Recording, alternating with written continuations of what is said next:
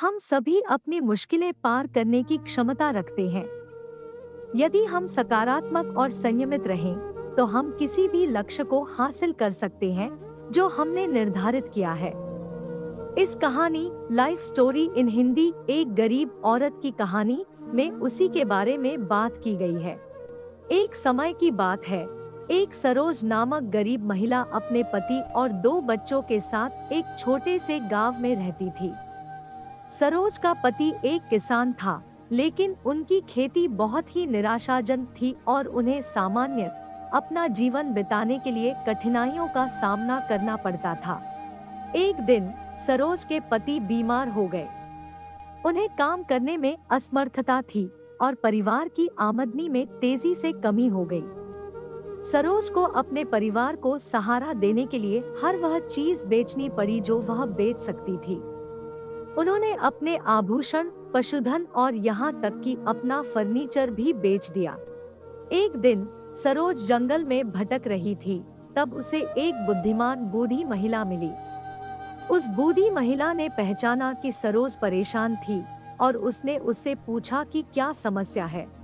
सरोज ने बूढ़ी महिला को अपने पति की बीमारी और अपने परिवार का समर्थन करने के लिए कैसे संघर्ष कर रही है, इसके बारे में बताया।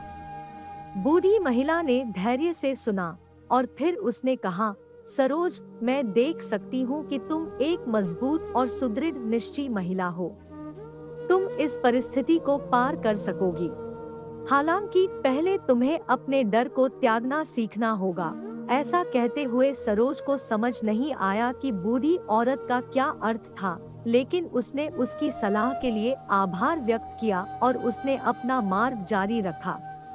जब सरोज अपने घर पहुंची, तो उसने बूढ़ी औरत के विचारों पर विचार किया। उसने एहसास किया कि वह अपनी समस्याओं पर इतना ज्यादा ध्यान केंद्रित कर रही थी कि वो आशा करना भूल गई थी। उसने निर्णय किया कि वह अपने भय को परित्याग करने और सकारात्मक दृष्टिकोण पर ध्यान केंद्रित करने का संकल्प करेगी।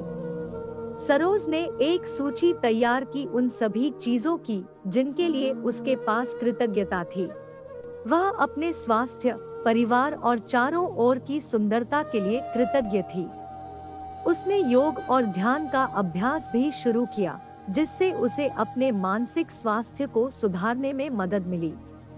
इसने उसे अपने विचारों को स्पष्ट करने और वर्तमान क्षण में ध्यान केंद्रित करने में सहारा प्रदान किया।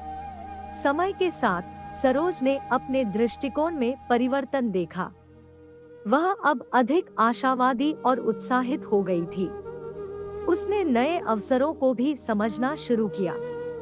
एक छोटे से हस्तशिल्प व्यापार की शुरुआत करने का निर्णय लिया और साथ ही साथ उसने स्थानीय समुदाय केंद्र में योग कक्षाएं भी संचालित करने का निर्णय किया। सरोज के पति का स्वास्थ्य सुधरा और परिवार अपने कठिनाइयों को पार करके पुनः स्थायी स्थिति में लौट आया।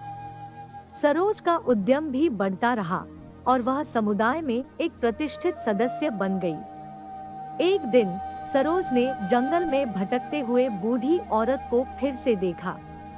बूढ़ी औरत ने मुस्कुराते हुए कहा, मुझे ऐसा लगता है कि तुमने अब अपने भय को पार करना सीख लिया है। तुम एक मजबूत और वीर महिला हो। सरोज ने बूढ़ी औरत को उनके मार्गदर्शन के लिए कृतज्ञता व्यक्त की।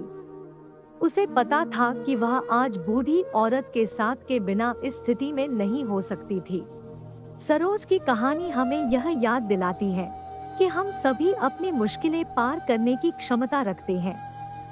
हमारे जीवन में चुनौतियां आ सकती हैं, लेकिन हमें कभी भी आत्मविश्वास खोने का नहीं। यदि हम सकारात्मक और संयमित रहें, तो हम किसी भी लक्ष्य को हासिल कर